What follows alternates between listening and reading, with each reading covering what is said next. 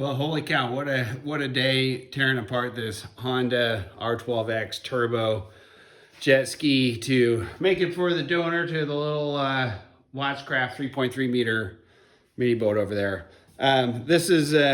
These are always tough to do unless you've done one before. This is my first Honda. I've pulled apart a Kawasaki now and pulled apart that Yamaha SHO. This is my first Honda Turbo, and I gotta say, this thing was there was one major part that was a pain in the ass, straight up, and that was getting the exhaust manifold and the turbo out there. So I'm gonna kind of show you how I approach this. Basically, what my technique is becoming on tearing apart these skis, because this has been a fairly almost a full day now. It's about coming up on 5 o'clock, and it's been a long process. So I'm going to start with the body panel. So taking off as many of the body panels to gain access to the back. That's how the Yamaha went, and that's how this thing went as well too. It just opens it up and gets more access to everything. Once I do that, the very first thing I do is disconnect the battery terminal so I don't shock myself or short something out. So take the battery terminals off, and then this thing, all the exhaust housing and stuff was over on this side of the boat, so that all came out pretty easily. This water box or exhaust, the muffler, is absolutely huge on this thing. I think that's probably going to have to get cut down and shortened a little bit, but this is all part of the exhaust housing. This here was like a cross tube that went from the turbo over the exhaust coming out of the turbo. Oh, look at that, left hand and right hand.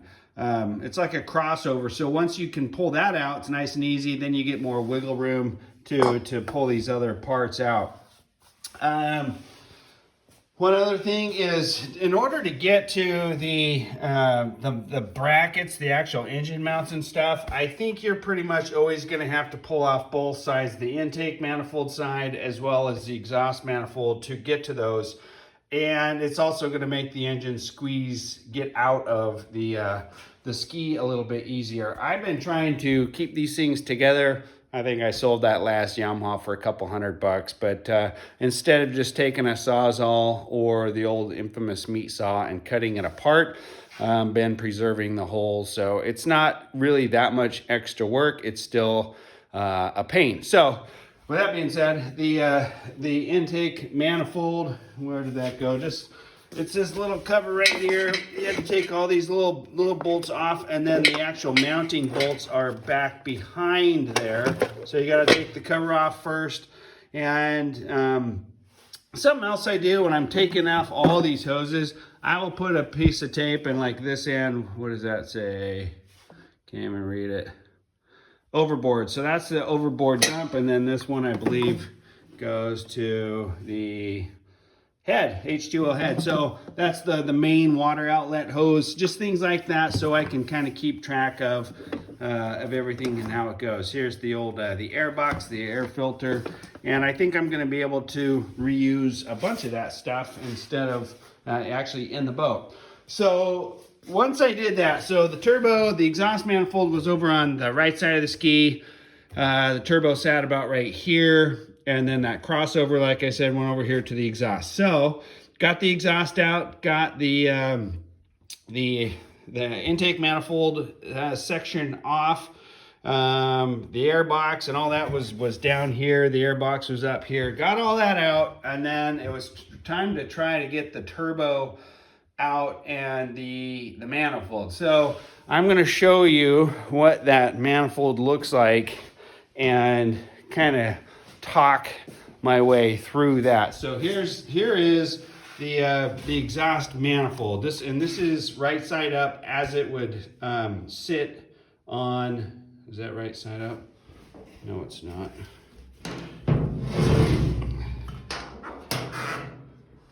Yeah, it is.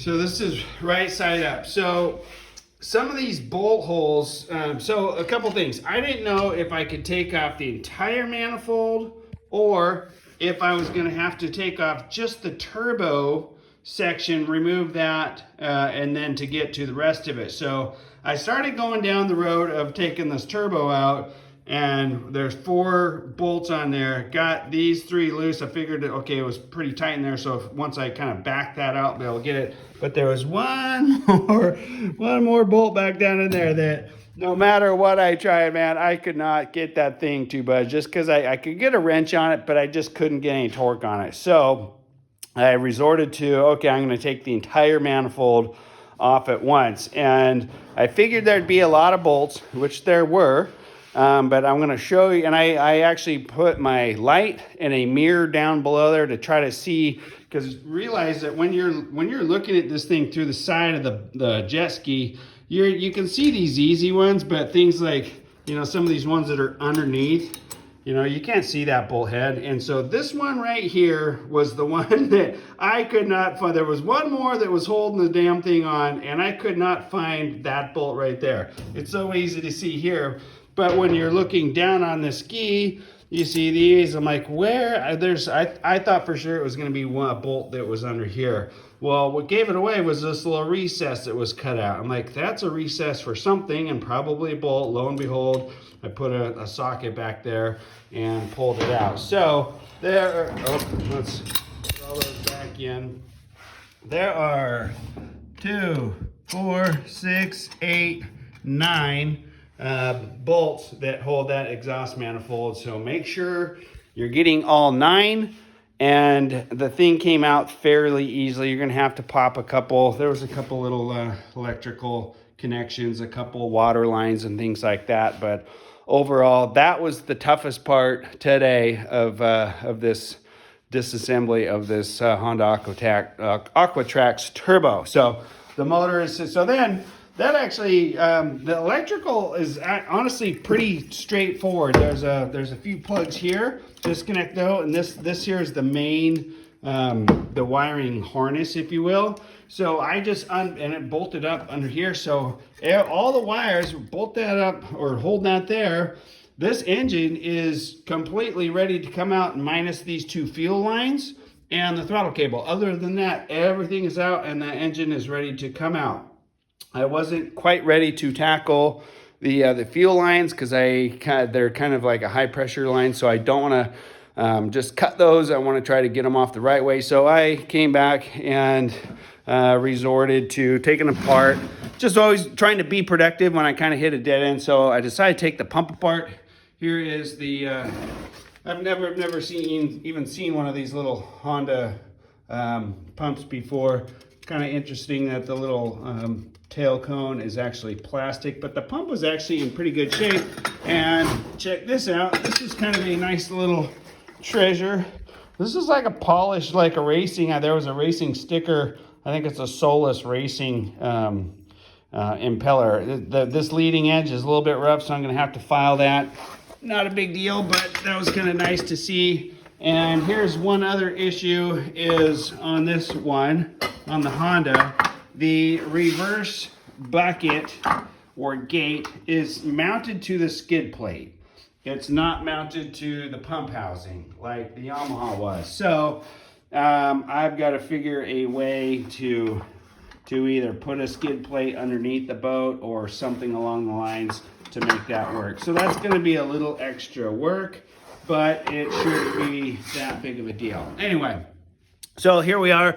This is a day. I was trying to get the engine out in one day. I think I could have, but man, that manifold, that probably took me 2 hours of messing with that stupid thing. So I lost a lot of time. The other thing is I haven't even started getting into the dash cluster or any of the controls up there. I'm just focusing on getting the engine out, and I'm going to try to get that out in the morning. In the meantime, tomorrow I'm going to take the Yamaha SHO down for a quick rip here, meeting up with a local guy up in Bellingham. So it'll be fun to get some mini boats in the area and go rip around the river. So thanks for watching. I'll keep everybody updated on this Honda Turbo removal / install. And yeah, thanks for watching.